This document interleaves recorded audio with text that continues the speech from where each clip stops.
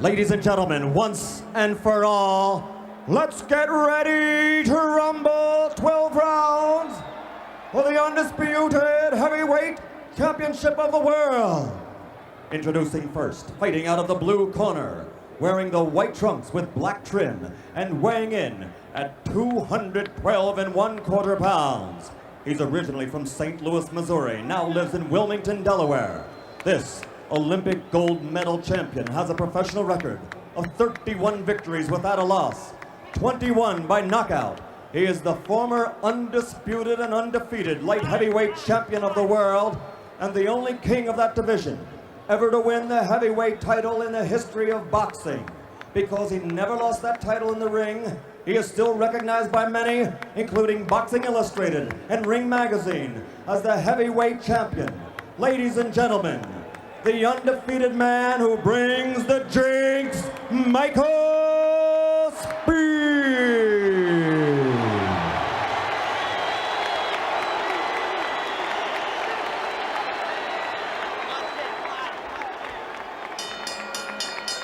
And fighting out of the red corner, wearing the solid black trunks and weighing 218 1/4 pounds, originally from the streets of Brooklyn.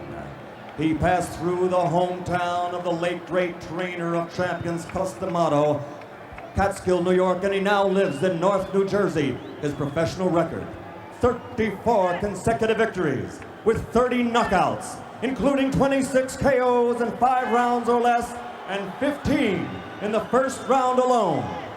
Ladies and gentlemen, presenting the undisputed, the undefeated heavyweight champion of the world, Tyson.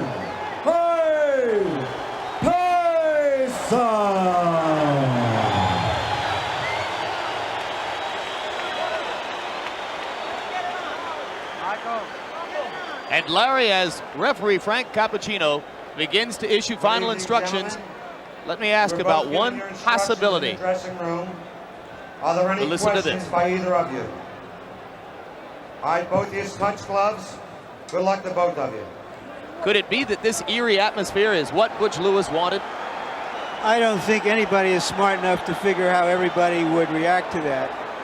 I do think that this fight will be decided by two things: how Michael Spinks can deal with the extreme pressure that Tyson puts on a fighter that can totally discombobulate a man who's used to setting his own tempo.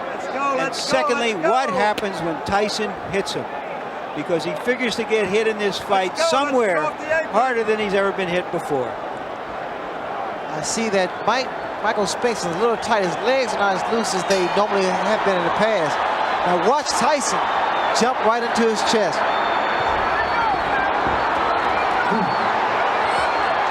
Michael Spinks getting a little movement.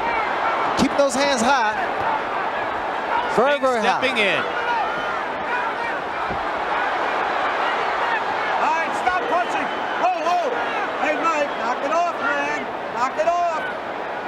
Cappuccino already warning Mike about the elbows. Various opponents have complained that Tyson rocks them with elbows along the ropes in close. You see the tactics used by Michael Spinks now. He's throwing his jab, but he has to keep those hands extremely high. Watch for the uppercuts too.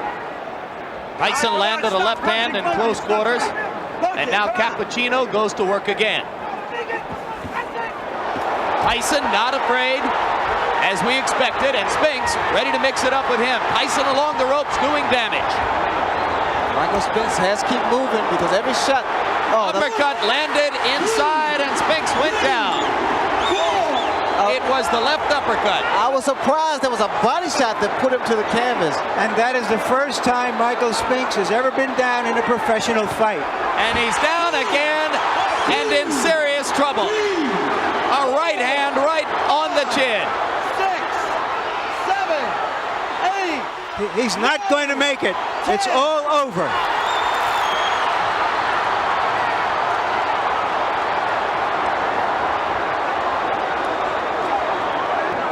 What happened in that round was that Mike Spinks got hit, and his natural instinct as a champion and as a winner was to try to fight back instead of covering up.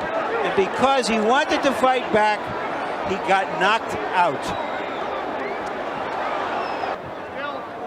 Michael Spinks started out pretty slow, and here we see Tyson, as usual, going to the body. A great uppercut that sent Michael Spinks to the canvas. That was the second knockdown and the finishing blow. Watch again. This is after Spinks got up after one knockout, tried to fight back, and had nothing as Mike Tyson landed the right, the short right, to the jaw. Here we have another angle, and that beautiful right uppercut caught him perfectly. It seemed to have caught him on the top of the forehead. And when his head went back and hit the canvas, it was all over. Few fighters have ever thrown the uppercut with greater effect than this champion.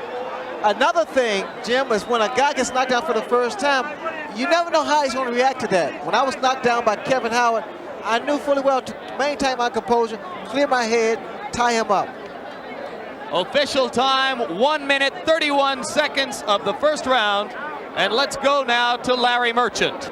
It seemed to me that when he was hurt, his instinct as a champion, instead of covering up and running, was to fight back, and that's why you finished him. From what I know of human nature, the only two things that he was capable of doing, either running or stinking it out, or come out and fighting. I knew either he'd be scared and come out fighting, and that's what I thought. Maybe he was a little jittery, so he came out fighting, giving it his best, hoping for a knockout or a cut or something, because he was fighting very furiously, as you noticed. Mike didn't give him a chance to do anything else. After the first knockdown, he got right on him and worked the body and come after the head again. That's what knocked him out.